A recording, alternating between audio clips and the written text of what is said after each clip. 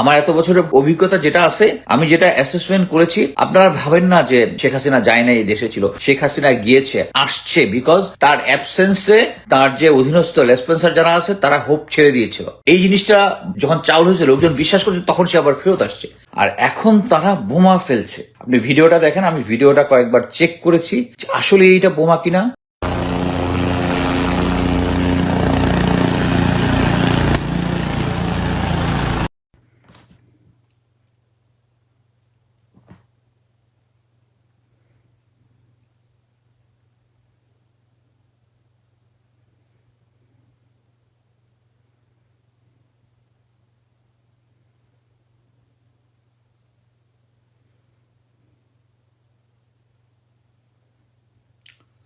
আসসালামু আলাইকুম। আমি অ্যাকচুয়ালি একটা ভিডিও দেখে খুব ডিস্টার্ব, আমি আমার ওয়ালে দিয়েছি, আপনারা দেখতে পারেন। একজন মহিলা একটা ভিডিও করেছেন, হেলিকপ্টার একটা যাচ্ছে মিরপুর 10 নম্বরের উপর দিয়ে এবং এটা বোমা ড্রপ করতেছে। আমরা এর আগে দেখেছি যে হাসিনা গভর্নমেন্ট হেলিকপ্টার থেকে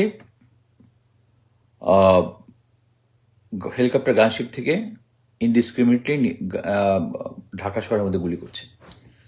আর এখন আমরা দেখলাম বোমা ফেলছে। আপনারা এটার ভয়াবহতা ঠিক বুঝবেন কিনা আমি জানি না। একটা হচ্ছে গুলিগুলো, আমি যে ভিডিও দেখেছি সেটা হচ্ছে দিনের বেলা গুলি করছে।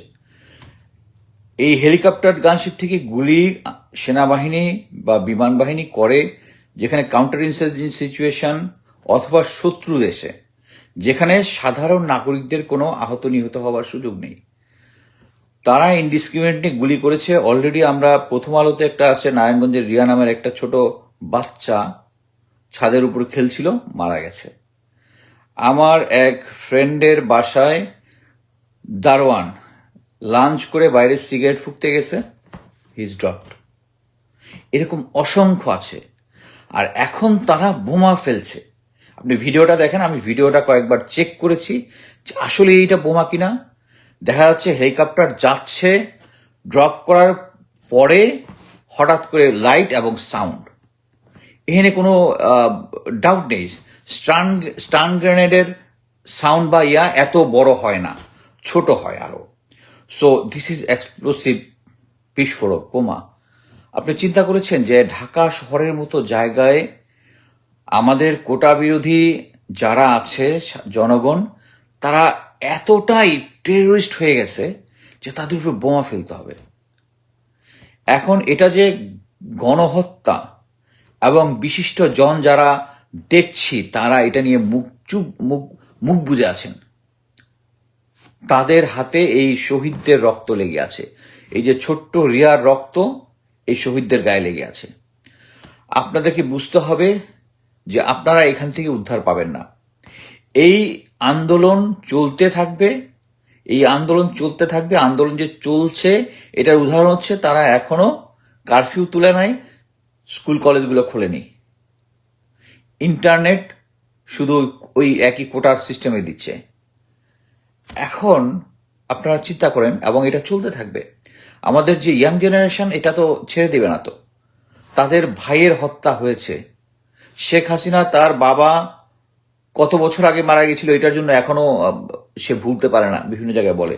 আর আপনার ছাত্রদের আশা করেন এগুলো ভুলে যাবে? আপনারা এই দেশের এই যে সমস্যাটা, এই সমস্যাটার একমাত্র সমাধান হাসিনার স্টেপ ডাউন ছাড়া কোনো গতি নাই। না হলে আমাদেরকে ইসরায়েলের মতো চলতে হবে। ইসরায়েল যেমন, বাংলাদেশটা চলবে ইসরায়েলের মতো। ইসরায়েল যেরকম সবসময় ভয় থাকে কখনো প্যালেস্টাইনিয়ান এসে একটা বোমা মেরে দিয়ে যাবে বা একটা টকেট মেরে দিয়ে যাবে, এবং আমরা চোখ বন্ধ করে এখন একটা গেরিলা ওয়ারফেয়ারের দিকে এগিয়ে যাচ্ছি। এরা চুপ থাকবে না। এরা যদি চুপ থাকবে না, যে তারা যেটা করছে সেটা হচ্ছে আপনাদের ভিতরে একটা চরম ভয় যে সে কতটুকু নির্দয়। সে আপনাকে পথে ঘাটে, আমরা এই কয়েকদিন ভিডিও টিডিও দেখেছি যে পুলিশ কোনো বিনা উস্কানিতে একটা লোক চলে যাচ্ছে, তাকে পিছন থেকে গুলি করে মেরে ফেলতেছে। এই জিনিসটা স্টপ। সে চাচ্ছে আপনার ভিতরে ভয় ঢুকিয়ে দিতে, ভয় ঢুকিয়ে দিলে আপনি যেন রাস্তায় না আসেন। কিন্তু ছাত্ররা যদি রাস্তায় থাকে, আমি সবাইকে অনুরোধ করবো আপনারা রাস্তায় নেমে আসুন। এই হাসিনার পতন ছাড়া ঢাকায় বোম্বিং বন্ধ হবে না, গেরিলা যুদ্ধ শুরু হয়ে যাবে। সো আর আমার কাছে আমি এখন আর সেনাবাহিনীর কাছে কোনো কিছু আশা করি না, বিমান বাহিনী, এয়ারফোর্স, পাইলট এদের কাছে কিছু আশা করি না। শুধু এইটুক চিন্তা করেছি যে পাইলট আজ যে হেলিকপ্টার দেখলাম, এটা কবে ডেট আমি জানি না, ওটা আমি আমার এক ফেসবুক ফ্রেন্ডের কাছ থেকে পেয়েছি। এটা একজন মহিলা ভিডিওটা করেছে, আপনারা দেখতে পারেন। যে পাইলট এই জিনিসটা ঢাকা শহরের ভিতর করেছে তার বুকে কোনো দয়া মায়া নেই।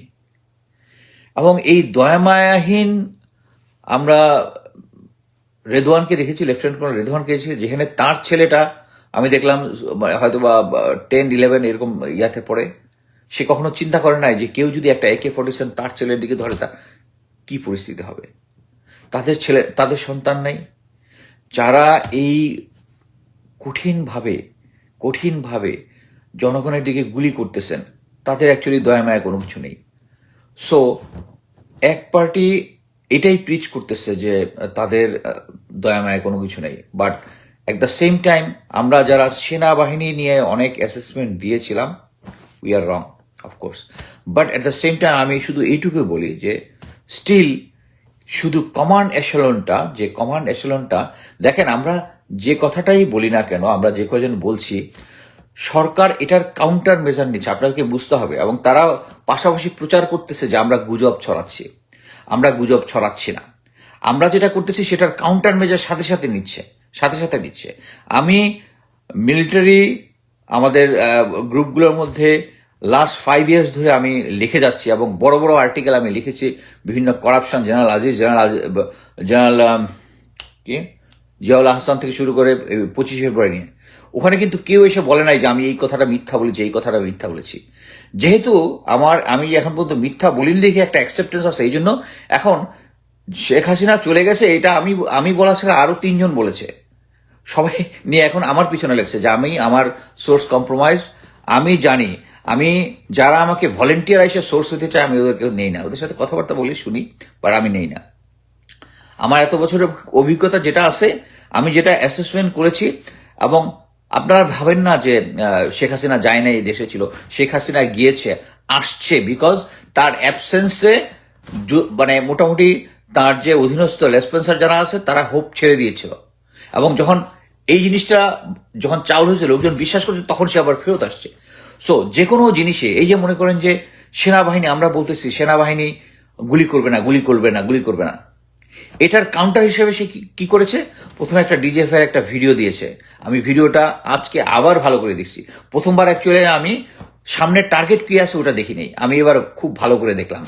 এখন সামনে যে টার্গেট আছে অনেক দূরে, মনে করেন যে 300 থেকে 400 মিটার দূরে। সো ওই এলাকাতে কিন্তু টার্গেট এম করে এই 7.62 মিলিমিটার BD-08 বা AK-47 যেটাই তারা ইউজ করতেছে, ওইটা দিয়ে টার্গেট কিলিং সম্ভব না। সো একটা ভয়ভীতি প্রদর্শন করা, প্লাস হচ্ছে ভিডিওটা যদি যারা পুরা দেখেছেন তারা দেখবেন যে যখন ফায়ারিং চলতেছে তখন সাইড রোড দিকে কেউ একটা আসতেছিল, তাকে থামিয়ে দেওয়ার চেষ্টা করছে, কারণ this is a line of fire. মানে তারা অ্যাকচুয়ালি ওখানে সেনাবাহিনীকে দিয়ে একটা নাটক করিয়েছে শুধু ওই মিথটা ভাঙার জন্য। আমরা যেটা বলতেছি যে সেনাবাহিনীর গুলি করবে না, এবং এইটা যখন সেনাবাহিনী গুলি করবে না, যখন আমরা সবাই বিশ্বাস করা শুরু করছি, তখন brigadier general Imran, brigadier general 46 brigade commander, engineer brigade commander, নামটা ভুলে গেলাম, জাকারিয়া মোট কথা হচ্ছে এই 2 জন ব্রিগেডিয়ার আসলো এবং সেনাপ্রধান এসে বক্তব্য দিল, জাস্ট শুধু ওই মিথটা ভাঙার জন্য। কিন্তু শুধু আমি না, আমরা রিটায়ার্ড অফিসারের একটা গ্রুপ আছি, আমরা আমাদের যারা সার্ভিং অফিসারদের সাথে যোগাযোগ রাখছি, এবং তারা কেউই এই জিনিসটা পছন্দ করতেছে না। কিন্তু আপনাদেরকে বুঝতে হবে যে সেনাবাহিনী একটা সিভিল চাকরিতে সেনাবাহিনীর সিনিয়রের উপরে কথা বলা আর মিলিটারি চাকরির মধ্যে অনেক পার্থক্য আছে। যদি যুদ্ধকালীন সময়ে যদি আমি আদেশ অমান্য করি, ইয়ার জন্য আমাকে ফাঁসি দেওয়া যেতে পারে, আমাকে শুট টু কিল করে দেওয়া।